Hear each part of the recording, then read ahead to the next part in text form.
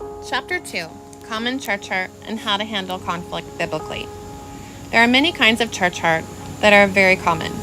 I will use a couple situations from my own walk to illustrate. You may be able to relate. Very early on in my walk, the church where I was saved underwent a leadership change. I recall being so on fire during this time. The music would begin to play, and I would jump up from my seat so excited to worship.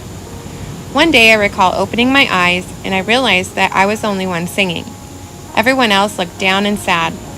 They were hurting because of the leadership change. I see now that was the first time I witnessed church hurt, although that time it was from the outside looking in.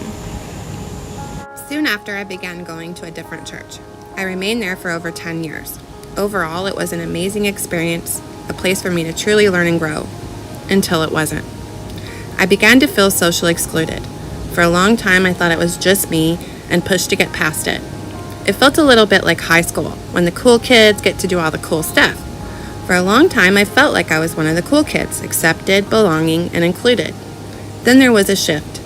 I also began to notice things that made me feel uneasy, like treating those who tithe the most differently from others.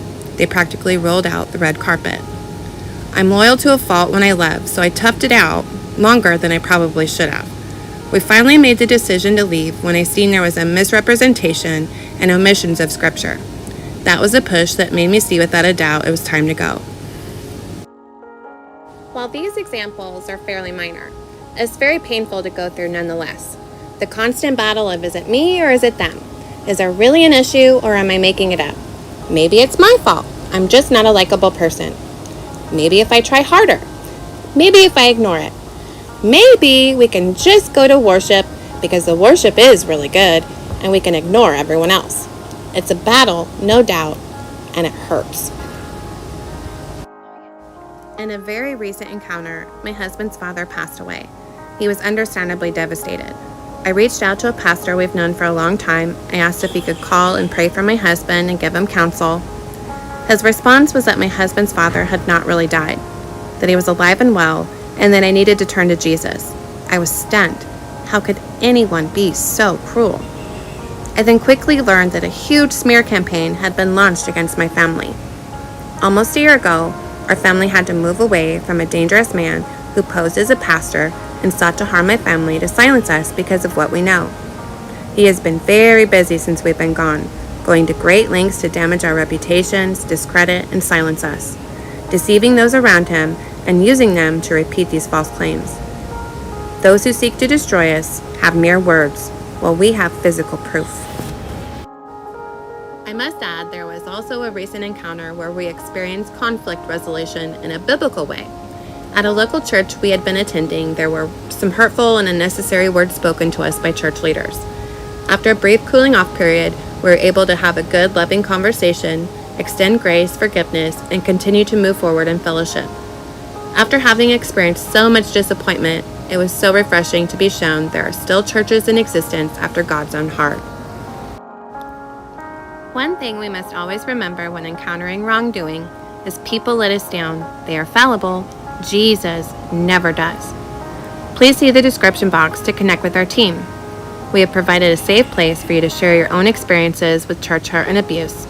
You will be provided with a safe place to share your heart, receive encouragement, prayer, and healing in a Christ-centered way. So how do we resolve conflict between believers God's way? Matthew 18:15-20 is the guideline and the example that Jesus has set for us. In Matthew 18, verses 15-20, Jesus has something to say about conflict and resolution.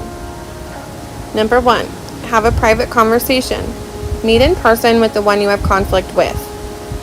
Number 2, take it to a witness. Jesus says if they don't listen to you in step 1, take someone with you who knows you and your character and is perhaps even a witness to the situation. Number 3, take it to the church. Jesus said if the first 2 steps fail, to take it to church leadership. Number 4, break off the relationship. Resolution is now up to the other person, and they have to live with the choices they've made. You have done all you can do before God, and God will not hold you to your charge.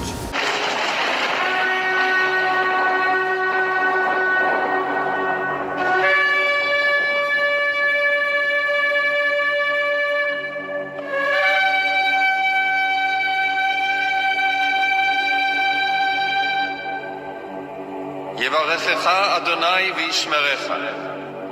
יאר אדוני פניו אליך ויחונקה.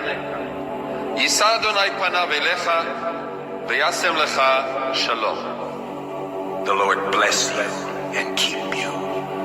The Lord make his face shine upon you and be gracious to you. The Lord lift up his countenance upon you and give you peace.